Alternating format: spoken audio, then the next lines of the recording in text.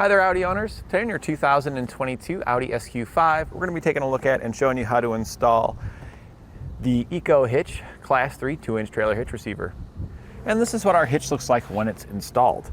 The cross tube is going to be hidden completely behind the bumper here at the back, so you're just going to see the receiver here at the back.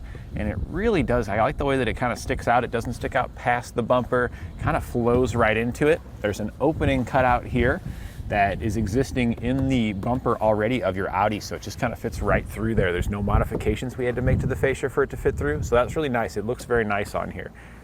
Kind of makes it look like your Audi's just been unlocked with more potential that it is able to do compared to the other SQ5s out there.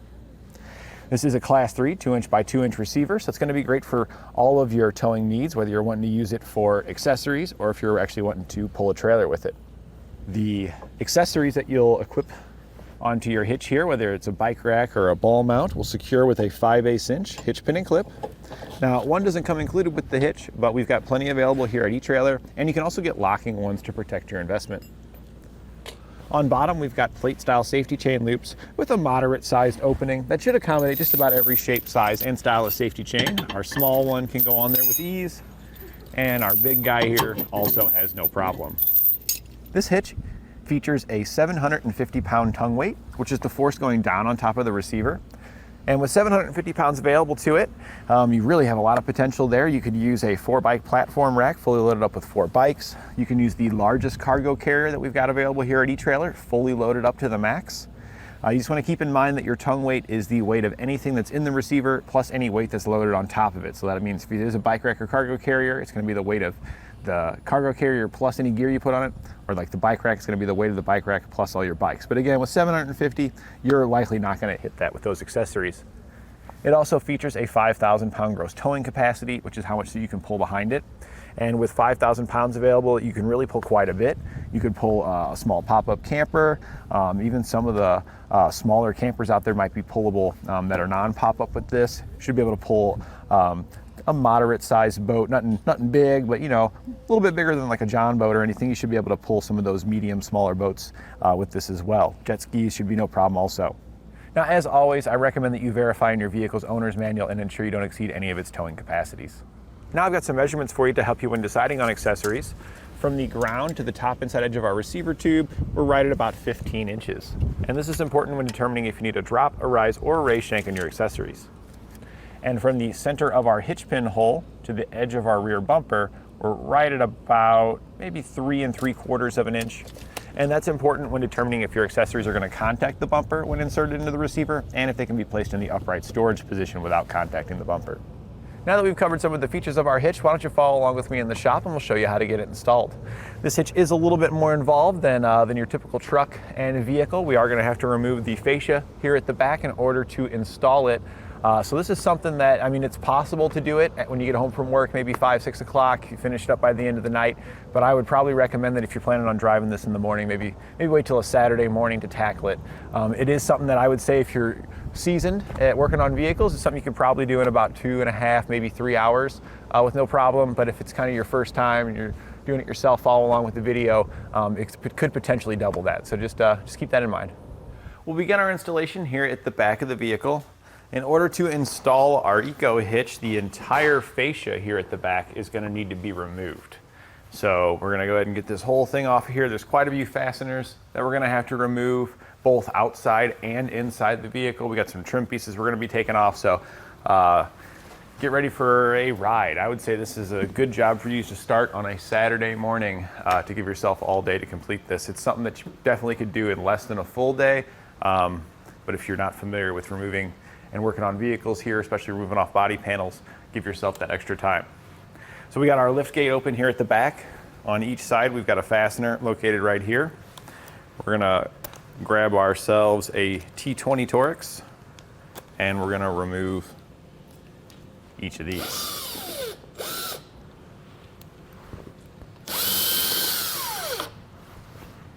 All right, and then we can go right here onto the inside. We're gonna remove these panels here, turn the knob, and then you can pull the panel out of there. There we go. That'll just kind of lift up. We do have a connector here at the back, so don't pull too hard on it. We're going to disconnect the connector by pressing in on the release tab and then pulling outward. And I'm going to push on the release tab here just because of the length of wire we've got, and then pull out on the panel to disconnect it. I'll just set that up there. The release tab was located right here on top. You can see me moving it there. We're going to remove the one on the other side the same way. Now on the driver's side, behind our paneling, you've got a connector here and here. We're going to disconnect both of these connectors. The tan colored one has a single release tab right there. So just press on that and then you can pull that up. They don't give you much tab there to press on, really. You almost need to grow your fingernails out just so you can press on that little guy. So there's the release tab for that one. The black connector here, these are even worse. They have a release on each side. And let's see if I can get my little fingernails on there. Yeah, these ones are usually kind of a big pain just because, yeah, they don't give you very much to push on for the release tabs. All right, so we got both of those disconnected. A little bit of a struggle on this one again, just because they just barely give you anything to press on there to be able to get it released. But just work at it, you'll eventually get it out of there. If you can, try to avoid pulling on the wires. You want to pull on the plastic of the connector. So now we're gonna push this through to the outside of the vehicle. If you go through this little foam here, insulation, you'll feel that there's a rubber grommet located right here. We're just gonna push this grommet, just pushing it in just like that. Because when we go to remove our fascia here, these wires need to come with it. So we're just pushing them all the way through. That way they don't get caught up on anything when we're trying to pull the fascia off. All right, they are all pushed in there, out of our way. All right, next we're gonna remove this trim piece that's across the back here. To do that, you wanna get anything out of the way that you've got in the floor pan there. We're gonna remove this cover out of there. And then the floor, actually, we're gonna lift up to get that out of our way. You can pull it all the way out of there if you want, but I found that this works pretty well. You can kind of lift it up and just tuck it underneath this thing, and that holds it up out of the way for you. So now we're gonna grab the plastic trim piece here, and we're just gonna kind of pull up on it. And I'm just grabbing it kind of like this, kind of pulling a little bit towards the back, but mostly up. Kind of like that. Like that. And then we're just gonna set this aside where it's not gonna get damaged. Okay, so now we got that piece out of the way. Underneath that piece, this is the latch assembly in the middle here. If we go to the outside, you'll see you've got a grommet here and you've got a grommet here. We want the more flat faced grommet. This one's got kind of a recessed area. We want the flat faced one. We're gonna take a flat bladed screwdriver or a pick or whatever you got, get behind the grommet and just pop it out of there. We can just drop it down to one of those compartments to hold it there for us for now. There's another one over on the other side in the same location. We're gonna remove that one. Behind that grommet, it's really hard to see, but there is a stud in there and we gotta remove the nut off the stud. So we've got one here, we've got one in the same spot on the other side. And then if we transition towards the outside of our vehicle, on each side, inside of those compartments that we removed, we pull the insulation, just kind of push it back towards the inside a little bit. There's another hole there that has another one of those studs with nuts on it. So it's a total of 4 that we're gonna be removing. So we're gonna grab a 10mm socket and get those removed.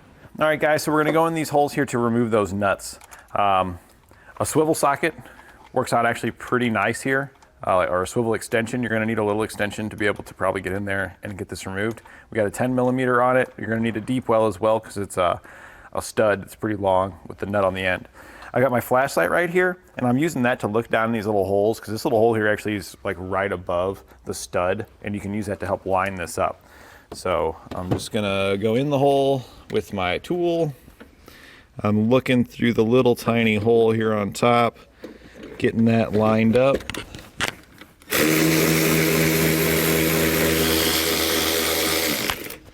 All right, and now we're going to try to gently remove our socket while leaving the nut on there. If you can, that's kind of usually the easiest way to do it without dropping it down in there. the stud has kind of a, almost like probably a 1/4 inch section where there are no threads. It just kind of is a little tapered portion. So you can usually keep the nut right on there.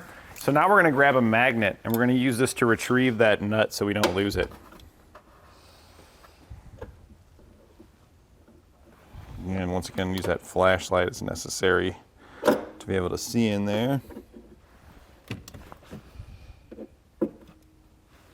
And there we got our nut on the end. So we got a different trick we'll be showing you on how to get these reinstalled as well, because it is pretty tricky. We're gonna remove the remaining 3 that we've got now the exact same way. We're gonna do those outside ones and then the ones over there on the other side. We're now on the driver's side rear wheel well. And just behind the tire here, you're gonna see you have a stud there with a nut on it, and there's also one right there. We're gonna use our 10mm socket to remove those.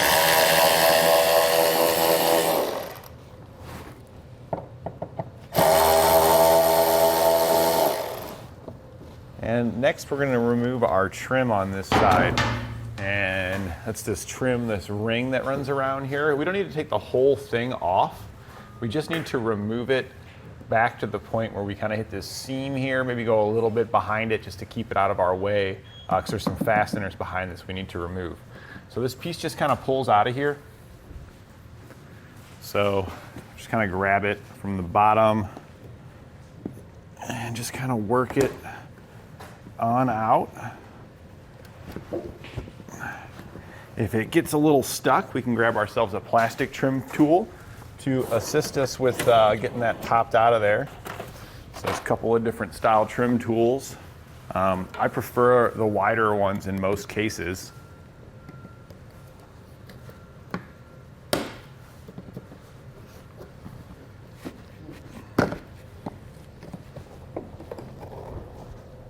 All right, and that should be far back enough right there. We can see our fastener is right here. So we're gonna grab us a tool so we can get that removed from there. So we're just peeling back slightly on that, and then we're gonna grab a T25 Torx bit to remove the fastener that's located behind here. Next, I just grabbed a shop towel that we've got here, and I'm just kind of folding it up so we can push the shop towel here kind of back along our trim. And all that's gonna do for us here, you can see it gives us a gap.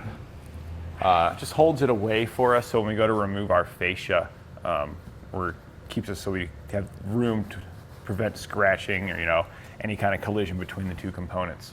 So we're gonna prepare the other side the exact same way. We're gonna remove the same fasteners here in this liner, peel this back and remove that bolt over on the other side, on the passenger side as well. We're now underneath the vehicle and across the bottom here at the back, we're gonna remove all these fasteners. So we got 4 of them. We're gonna use our T25 Torx bit to do so. All right, we also have screws located behind the fender liner here that we're gonna need to remove.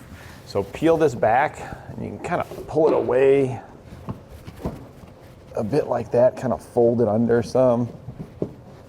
There we go. Oh, we have one here at the very bottom we're gonna have to get. So it's like we got one here on the bottom that's still attached on the outside of the fender liner, and then behind the fender liner, you've got an additional 3 that we'll need to remove. So we're gonna grab probably the T25. Let's see. Yep, the T25 is gonna be our guy. So we kind of missed that one at the bottom before when we were removing these. So there's one, if you look right there at the bottom corner.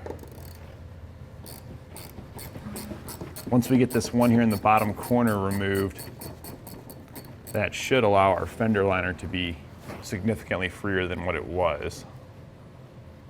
Let's see if we can't peel that back some more out of our way. Yeah, look at there. Now we should be able to get in there very easily to remove these remaining 3.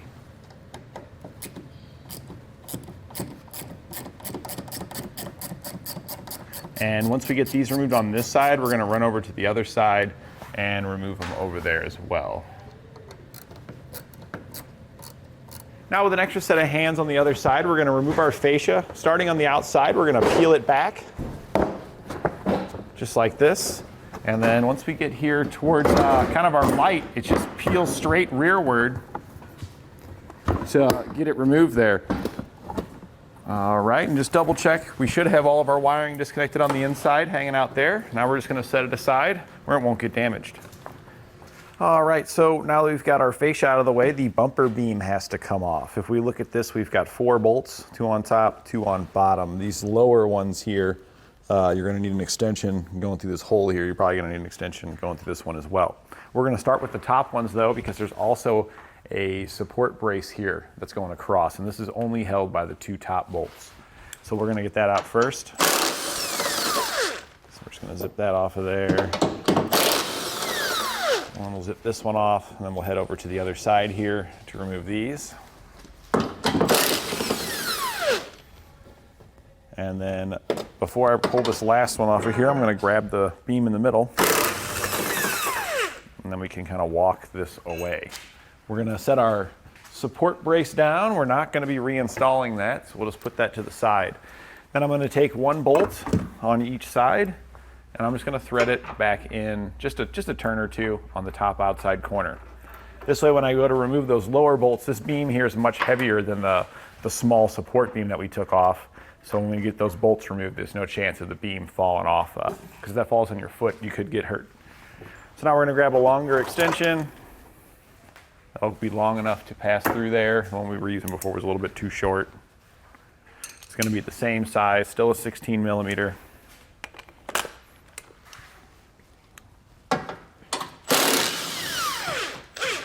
And we'll get these guys removed.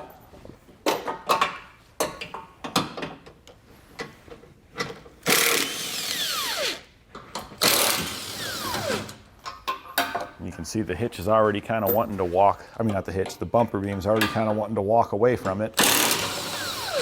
So that's why we had those bolts that we threaded in there. So then we can set our tool down, be a little bit more comfortable and prepared for this bumper beam. Pull it up, kind of support it in the middle, and then these ones here, we can just pull these out by hand. Now that we've got a little bit more control. And then we're just gonna slide this back. And I'm just gonna set it down right here because we're gonna be reinstalling this here shortly. We have to modify the heat shield over here on this side. It is in the way of our hitch being able to go in, so we're just gonna bend this part of the heat shield towards the inside. So we're gonna grab a pair of pliers or channel locks. And just kind of bend this lip in.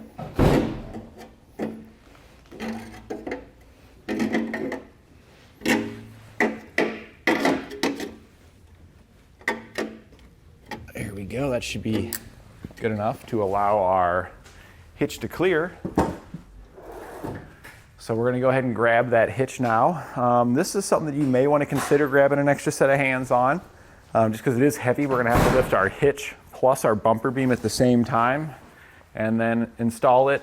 And you can see we do have a little kind of support stud on each side, so you can use that to help you. So it's just kind of up to you. I would probably recommend you grab an extra set of hands just to make things easier to do so. All right, so we're gonna lift our hitch up there.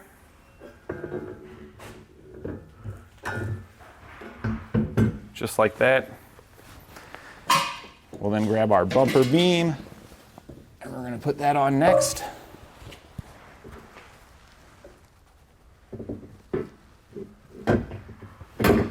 There we go. And now I'm using my body to kind of push inward to help support it. Now the factory hardware here, we're not actually gonna be using to secure the hitch completely, but we're gonna temporarily utilize it here in those top corner holes again, just to hold this thing up here.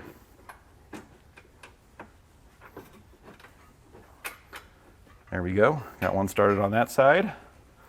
Now we'll get one started on the opposite side here. And that'll hold our hitch up there for us so we can grab the hardware that comes in the kit, get it prepared, and install it in the holes.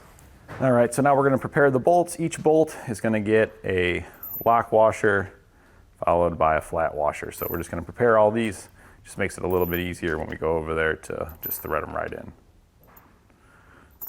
A lot of times I'll prep these before lifting the hitch up, but since there's so many pieces of hardware, it's just easier to use the factory bolts to temporarily hold it up there, because then you end up dropping one of these pieces when you're trying to do it. And if you drop it down in a place that's difficult to retrieve, like somewhere behind in that, like inside the vehicle there, it might roll underneath your spare tire, then you gotta pull more stuff out so you can get that piece. So I just like to use the factory bolt temporarily here. All right, we got all these prepared. Now we're just gonna head over there and just thread them into the open holes. There we go. They do start in there. These ones are a little bit harder to get started than your factory bolts.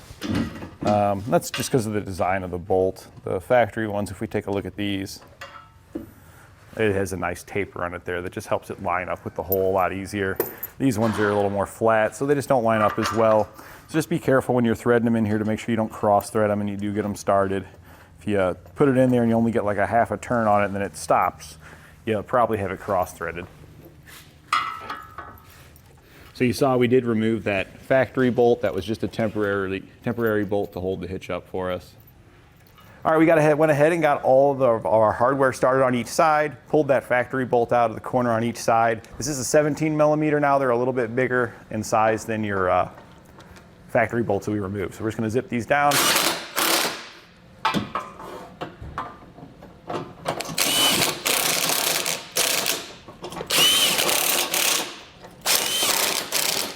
All right, now that we have it all tightened down, we can just go back and torque it to the specifications outlined in our instructions. If when you're doing this too, it's not a bad idea to just double check each side and kind of see that the lip on each side's about the same, and that's what we're kind of looking for, just to make sure we've got it centered on the vehicle. You can also kind of use some cues here, like the green thing. Looks like we're pretty darn centered here. So if it's not quite, if you're a little offset, these are slightly slotted holes, you might want to loosen them back up a little bit and shift it as necessary.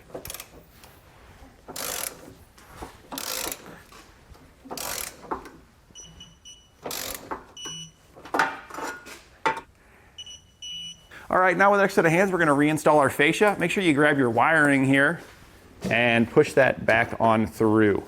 If you can, we're going to get our fascia sat into place. And then if you can, it's going to be easier to install that grommet now. So kind of just reaching behind here, pushing the wiring further into that hole. And then I can get my grommet pushed back in because it's designed to be pushed in from this side. And there we go, we got it clicked in there.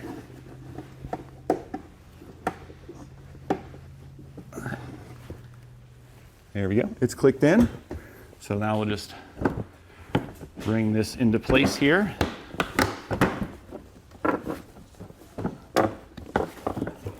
Sometimes you got to check the hitch here at the bottom. Make sure we're clear in there.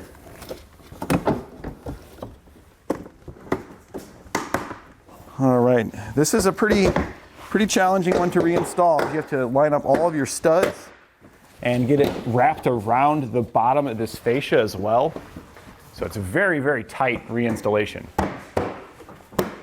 All right, guys, so we did get it reinstalled. This was a real fight right here at this point.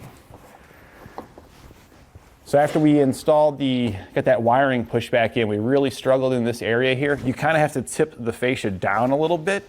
You can't move it too much because of that wiring, and then get this piece around the hitch and behind it. Then you can kind of tip it back up and line those holes up to get it on. So yeah, we got her snapped into place there, and now we're just going to reinstall all the fasteners in reverse order of how we removed them. All right, so we're getting our bumper reinstalled. We've kind of just taken care of the fasteners. Most of the ones around the outside and stuff, all those are going to be easy. Just put them back in exactly how you took them out. But these ones here, the nuts that we had removed from the inside here, these are actually quite a bit of a challenge to reinstall. So we got a little trick here to show you. If we take like a napkin or something in your house, we're just using some shop towel here. Just rip a little chunk of that off. We're setting it over the top of our socket. We can then take the nut and push it into the socket.